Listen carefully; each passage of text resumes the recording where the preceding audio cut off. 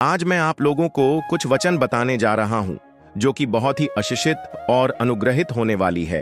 वैसे तो बाइबल आशीषित और अनुग्रहित है, परंतु बाइबल से कुछ वचन लिए गए हैं जो कि आपके जीवन में काम करेगा। पहला नीति वचन, अध्याय 16 पद, 3 अपने कामों को यहोवा पर डाल दे, इससे तेरी कल्पनाएं सिद्ध होंगी। इस वचन का अर्थ है आपका जो भी काम नहीं हो रहा है उसे परमेश्वर पर डाल दो। दूसरा पहला राजा अध्याय 2 पद 3, और जो कुछ तेरे परमेश्वर यहोवा ने तुझे सौंपा है उसकी रक्षा करके उसके मार्गों पर चला करना, और जैसा मूसा की व्यवस्था में लिखा है वैसा ही उसकी विधियों तथा आज्ञाओं और नियमों और चितौनियों का पालन करते रहना, जिससे जो कुछ तू करे और जहां कहीं तू जाए उसमें तू सफल हुए। इस वचन में हम देखते हैं जब हम परमेश्वर के मार्ग पर चलते हैं तो हमारा हर काम सफल होता है। तीसरा लूका अध्याय 16 पद 10, जो थोड़े से थोड़े में सच्चा है वह बहुत में भी सच्चा है, और जो थोड़े से थोड़े में अधर्मी है वह बहुत में भी अधर्मी है। ऐ वचन हमें यह सिखाता है हम बड़े हैं या छोटे मायने नहीं रखता, आपका काम सच्चा हो तो वह सफल होगा।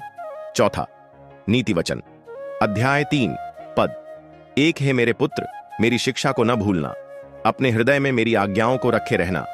यदि हमको परमेश्वर की तरह बनना है तो हमें ये वचनों पर चलना पड़ेगा। पांचवां फिलिप्पियों अध्याय 4 पद 17, यह नहीं कि मैं दान चाहता हूं परंतु मैं ऐसा फल चाहता हूं जो तुम्हारे लाभ के लिए बढ़ता जाए।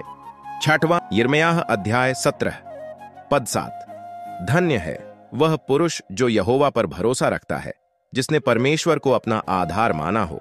इस वचन के अनुसार हम देखते हैं हमारे जीवन का आधार सिर्फ परमेश्वर ही होना चाहिए। सातवां व्यवस्था विवरण अध्याय 18 पद 8, और अपने पूर्वजों के भाग की मोल को छोड़ उसको भोजन का भाग भी उनके समान मिला करे।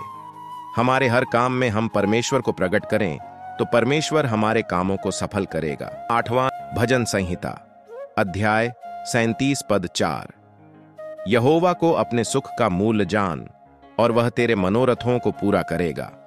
हमारे जीवन में जो कुछ भी देता है वह परमेश्वर ही देता है, क्योंकि वही जीवन का मूल स्रोत है। नौवां यशायाह अध्याय 41 पद 10, मत डर क्योंकि मैं तेरे संग हूं, इधर उधर मत ताक क्योंकि मैं तेरा परमेश्वर हूं।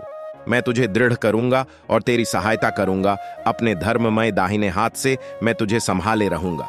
इस वचन के आधार पर हमारा जो विश्वास है वह परमेश्वर में रहना चाहिए, तो परमेश्वर हमारे संग संग चलेगा।